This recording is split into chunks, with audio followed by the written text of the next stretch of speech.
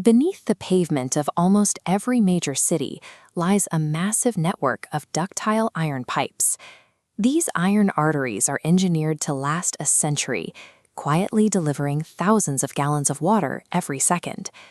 But when the surrounding ground shifts or chemical corrosion slowly eats through the metal, those pipes fail. Reaching them often requires tearing open urban streets, turning a simple repair into gridlock and massive economic disruption above ground.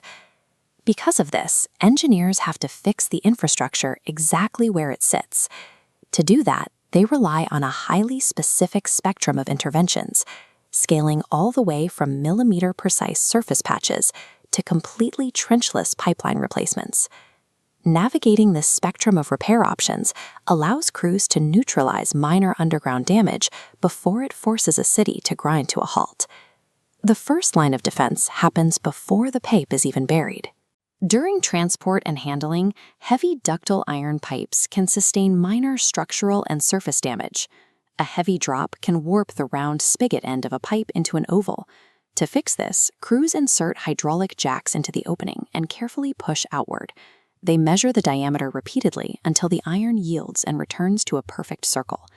Inside the pipe, damage might occur to the lining. Most pipes use centrifugally spun cement mortar or polyurethane to keep the water flowing smoothly.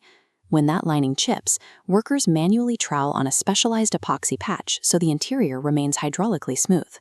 On the outside, an impact might scratch through the protective zinc or synthetic resin coating. Crews grind the damaged area down to bare metal and brush on a multi-part epoxy sealant. Catching these tiny imperfections early stops the clock on corrosion. A tiny scratch left untreated accelerates into a catastrophic structural failure 20 years down the line. If a pipe is already underground and develops a structural crack or a leaking joint, crews dig a targeted access pit. This is the domain of direct, hands-on mechanical repair. Sometimes the damaged section has to be completely removed. Workers cut straight through the pipe using abrasive saws or an oxyacetylene torch. Once the cut is made, the outer edge is carefully beveled smooth with a grinder, so it doesn't tear the rubber gaskets during reassembly. In specific situations, the pipe can be field welded. This microscopic view of ductile iron reveals why. It shows a nodular or spheroidal graphite structure. This rounded shape gives the iron the ductility it needs to handle the intense heat of a welding electrode. Contrast that with older cast gray iron, seen here. The graphite forms in long, brittle flakes. If you try to weld gray iron, the thermal stress easily cracks the metal. Ductile iron spheres allow it to absorb that exact same stress without breaking. When welding isn't an option, engineers use heavy-duty mechanical repair sleeves. These feature thick ductile iron lugs and stainless steel bands that bolt directly over a split, clamping tightly to compress a rubber gasket against the leak. By cutting out a small section or clamping over a specific breach, crews restore the full structural integrity of the line. They isolate the failure, saving the time and expense of unearthing the entire block. But when an entire stretch of pipeline is severely degraded, isolated clamps and welds aren't enough. Engineers have to rebuild the system from the inside out, using trenchless, no-dig technology. One straightforward method is sliplining. Crews take a slightly smaller carrier pipe and slide it directly down the length of the old damaged line. They then pump grout into the empty space between the two pipes to lock the new interior firmly in place.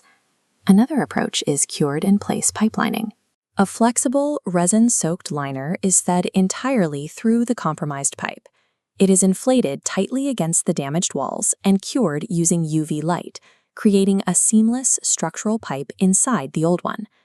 The most aggressive trenchless method is reserved for when the old pipe needs to be completely replaced or even expanded in diameter, pipe bursting. A heavy pneumatic or hydraulic bursting head is pulled through the line. The oversized metal head violently shatters the old ductile iron pipe, pushing the fragments into the surrounding soil. As it forces forward, it simultaneously drags a brand new polyethylene pipe into the same pathway. These trenchless techniques allow engineers to execute massive, miles-long pipeline overhauls underground, while traffic and daily life continue completely undisturbed on the surface. Repairing a ductile iron network is never a one-size-fits-all operation. It requires a highly calculated engineering decision. System managers have to weigh the exact severity of the structural damage against the physical and economic reality of the pipe's location. A leak under an open field requires a very different approach than a breach beneath a bustling downtown intersection. When direct access is the only option, the scale of the operation is massive.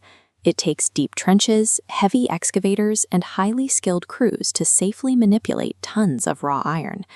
Whether they are applying a millimeter-thick epoxy patch on a spigot, clamping a broken joint, or deploying subterranean robots to pull a new line through an old one, these hidden engineering feats ensure our most vital resources flow without interruption.